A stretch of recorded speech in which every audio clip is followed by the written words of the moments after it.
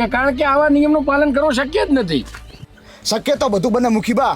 ગુજરાતમાં દારૂબંધી છે છતાં દારૂ વેચાય છે ને એ શક્ય છે. અરે ડ્રગ્સને પકડવાની વાત કરતી પોલીસને બધી ખબર છે કે આજકાલના રાવણામાં અફીણોની મહેફિલો થાય છે, છતાં ઓછા પર પટ્ટી બાંધીને નોકરી ચાલુ રાખે છે. આ શક્ય છે.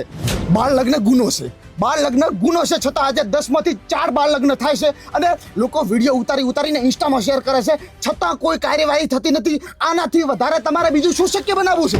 અને હા મુખી, આ ગેરકાનૂની કાયદાના કારણ હોય તો માત્ર ને માત્ર તમે કાઢ્યા જ છો, કારણ કે જે કરવાનું છે ને એ તમારા લોકોને કરવું નથી અને નવા ને નવા કુરિવાજોમાં ગાલ કરવા છે, નવા ને નવા નિયમ ઉમેર કરવા છે. એ બીજું કોઈ કરતું નથી. આજે તમે બેઠાની આગેવાન જ કરો છો. અને આમ જ જો આગેવાનીના નામે લોકોને ગુમરાહ કરશો ને તો સમાજનું તો નહીં, એક પણ માણસનું ભલું નહીં થાય. કોકનો તોડવામાં જોડવામાં તમારા ઘર ભરાણા છે. બચારા ગરીબોના દેવા સિવાય કોઈ કંકોડો વધ્યું નથી. અરે હું તો કહું છું કે દરેક ગામમાં યુવાનોની કમિટી હોવી જોઈએ અને કોઈ આવું ગેરકાયદેસર કામ કરે ને તો એના ઉપર ફરિયાદ ઠોકી દેવાનું.